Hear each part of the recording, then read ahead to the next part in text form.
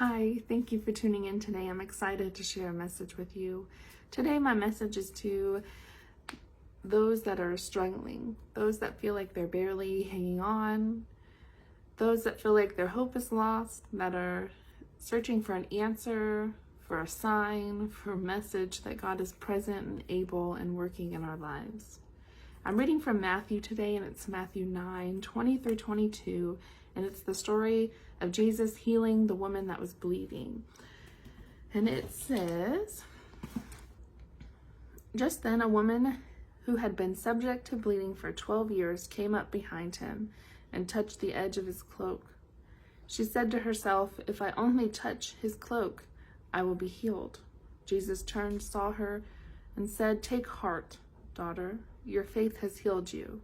And the woman was healed at that moment." At this time, the word about Jesus being in town was growing, and with that, the crowd was also growing. It was hard for anyone to navigate getting through that crowd to see Jesus. If you weren't already up there when Jesus got there, you probably, from an onlooker's perspective, not going to get there to be next to him, let alone being able to touch him or talk to him. He was also getting up to move. So in other Gospels, they also share this story of Jesus healing the bleeding woman. And the other stories I think it's in Luke that I was reading, Jesus was getting up. Someone before the woman got there came and asked him for healing of someone else. And so they were on the move to the next place. So not only was it hard to navigate, but Jesus was already on the move. This woman had been battling this for 12 years. She had been bleeding for 12 years. She had probably been done anything she could that may have helped stop it. A few things impact her story. One, modern medicine, so the things that we have today, if we were in a similar situation to her, aren't an option. She doesn't have the same modern medicine wasn't a thing back then, so she didn't have the same options available to her as we would to us today. And two, bleeding of this kind back then would have been probably seen as a menstrual illness, and bleeding of this kind, when a woman was bleeding this way, you were seen as unclean. And so people, specifically men, did not want to associate with you at that time. So for someone of her bleeding this way for 12 years, they probably saw her as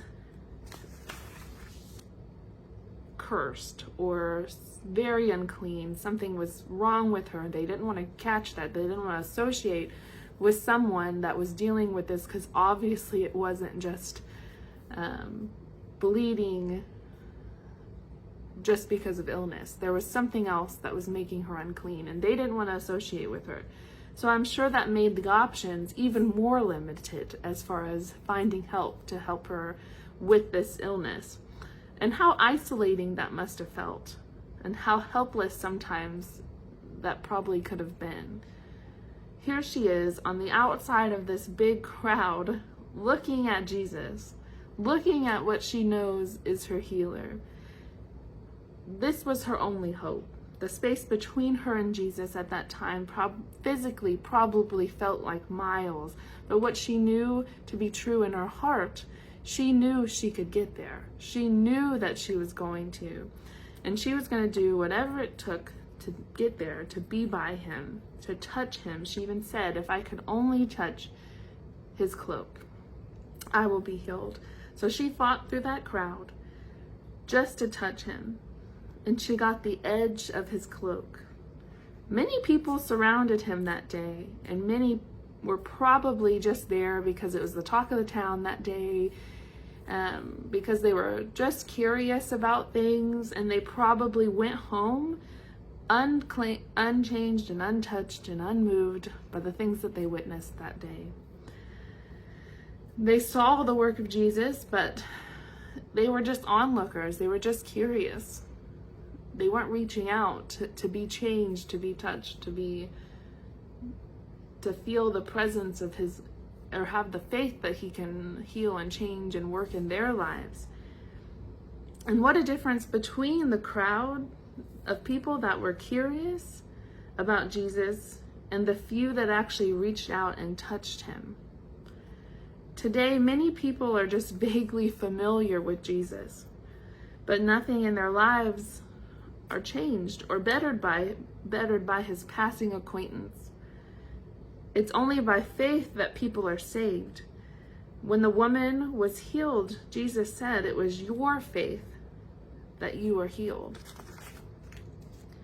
So where do you stand in relationship with Jesus? Are you curious and suffering, but just standing in the crowd, going home untouched and unchanged? Or are you the woman fighting to get to him because you know in your heart that he is your healer, that he is who your faith is in, and he is who provides for you? You're just fighting to get to him and only hanging on by the edge of the cloak. Wherever you are, I want you to know that it doesn't matter what your story is. You're not too lost, too broken, or too dirty to be saved by his love. This woman battled this for 12 years. And that didn't matter to Jesus. It was just her faith that set her free. It was her faith to step out into that crowd, to fight through those crowds, to not be a curious onlooker, to not sit back and wish and hope that something would be done for her without anything done on her part. She believed. She put the effort in believing and going and stepping out and fighting to get to him. So wherever you are, it doesn't matter, but what matters is your faith in him. Let's grow our faith in him. Let's step out in faith in him, and let's believe that he can change, that he will save, but it is by our faith and it is by his will that he can do those things. I hope that you find or have faith like this woman. And even when you're just barely hanging on, when you feel like there's not a lot of hope, when you're looking for a sign, when you're barely hanging on, I hope you're barely hanging on by the edge of his cloak and by nothing else. I hope that you are vigorously and always searching and seeking for the edge of his cloak when you feel like you can't reach for anything else. I hope that you're plugging into his love, into his life, and asking for his light in those areas in your life. Let's stop being curious onlookers in the crowd so we can all experience his love and his light. So let's all step out in faith and reach out to touch him and to feel him and be saved by our faith in him that he can do so. God is present and he is able in your lives, and I know that things sometimes feel helpless. But with faith in him, we have faith that he will provide and that he will save, or that he will heal, but he will do all things by his will as long as we trust in him. Praying for you this week. If you are that person that is struggling where you are today, I pray that you reach out for the hem of his cloak. And I pray that you feel it. And I pray that you step out in your faith, believing in God that he can do all things. And that you can do all things through Christ who strengthens you. And it's by your faith in him that will set you free.